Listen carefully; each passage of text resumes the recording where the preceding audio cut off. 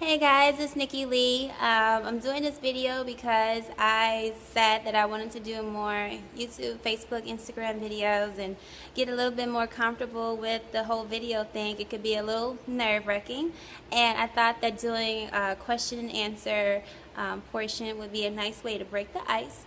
So I asked on Facebook if you guys can ask me some questions, and you did, and I'm going to answer them. So here's the first question. It comes from Dean. Hey Dean. He wants to know, why did you become an entrepreneur? I became an entrepreneur because it's in my blood. My grandfather, my father, my mother, my cousins, my aunts, they're entrepreneurs. And I just think that that's what I was built to do. I've worked in corporate, and just the idea of just working my butt off for somebody else and making them rich, it just didn't work for me. And that's not to knock what anybody else does and what I do part-time. You know, I still work for other people part-time, but full-time I just really wanted to work for myself. It was a huge adjustment. I'd rather be, you know, broke for a few years only to reap the benefits of my own hard work a little bit later down the line. So that's why I decided to become an entrepreneur. I remember working in my grandfather's store when I was 16 years old and getting that first taste of entrepreneurship, and I think that that's where I really got bit with the bug. So that's that. Carlos wants to know, what's something different you would have done with your business after knowing what you know now?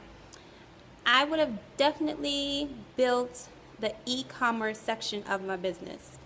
I would have built that bad boy up so much better, and then jumped into a brick and mortar. That's for sure. So if I have any advice for people, I would say definitely get something outside of a brick and mortar kind of going. I feel like building the e-commerce part would have been a great, not tester, but tester in a way, and also a way for you to build your clientele before you actually jump into a brick and mortar. So that would be the answer to that, Carlos.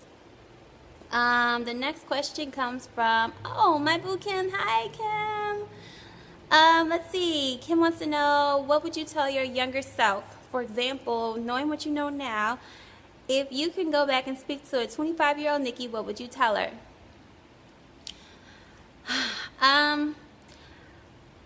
If I can go back and tell myself anything, I would say I would date less. I would have dated less. Boyfriends are overrated.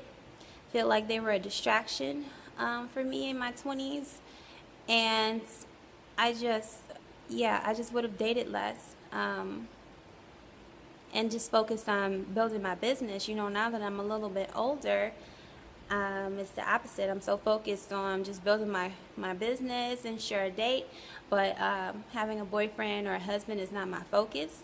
That's why, you know, whoever ends up in my life, you know, they gotta be so on point. So if you can take me away from my business and I really like you, I have to really, really, really like you. So that's that. That's what I would tell my 25-year-old self, to date less. In terms of a backup career, I would have studied broadcast journalism in college. I've always thought that being a reporter of some sort for a news station or a sideline reporter would be an awesome career. So maybe in my next lifetime, you know, I will pursue that. So that's that. Terry Jackson wants to know, if you weren't in the hair business, what kind of business would you be in? And since you are in the hair business, would you ever branch out into selling hair? Okay, so I think that I already kind of answered the first part of your question. And all right. So let's go into a little bit of hair executives, a little timeline, if you will. I started out in the hair business. I started out selling hair extensions. What happened was I was working for a company that I really didn't like that much, and I was growing on my relaxer. And I started wearing these hair extensions direct from India. And I looked up and I had thousands of dollars from women, and everybody's saying, well, buy me the hair, buy me the hair. And the reason they were doing that is because shipping from India to the U.S. was so expensive. So my mom, with her cute self, said, why don't you just start a hair business? And that's what I did. My mom gave me a loan. I took a tax refund check, and I started a hair extension business. I bought a lump sum of hair, and that's how I got started. And I sold to my family, I sold to my friends, and for the first 2 years I was in business, it was strictly referral based. I didn't pay for any marketing or anything. So that's how that got started. After a couple years, I went into a small boutique, hair selling boutique, if you will. Had that for 2 years, and the problem with that was my customers that I was selling hair to, a lot of women don't have a home stylist. They don't have anybody to put their hair in. So again, my mom says, well, why don't you just open a hair salon? So I opened a hair salon, and that's where I'm at now. I just followed the natural, kind of progression of the business. I never imagined that I would be in the hair field. I thought that I would be in the dance or fitness field in some sort of way or another. So that's how it happens. So that's that. Okay, next question. City Punch Jones wants to know, as a Chicagoan, who would you say has better chicken, Uncle Remus or Harold's? Are you really asking me that question? Come on now. You know it's Harold's, hands down. Harold's all day. I had Uncle Remus twice. I gave it a second chance, and I still was not impressed, and I really wanted to like this chicken. And it's not that I disliked it. I just wasn't wowed by it. I wouldn't drive out west to get Uncle Remus. And that's the thing. I love fried chicken. I have to eat fried chicken at least once a month. And when I do, I just crave Harold's. It has to be Harold's chicken. I never fried chicken. My mom, nobody that I know fries chicken. My mom used to fry chicken when we were little. But anywho, I'm going off on a tangent. But anyway, I have to eat Harold's chicken once a month. And I will stop at absolutely nothing to get this Harold's chicken. So, Harold's, boo, all day. To answer your question.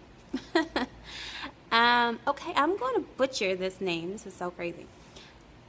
Saku Sak. I don't know what that means, and hopefully I did not just cuss in another language. But he wants to know, what should I have to know about Chicago? What makes this city different than any other city?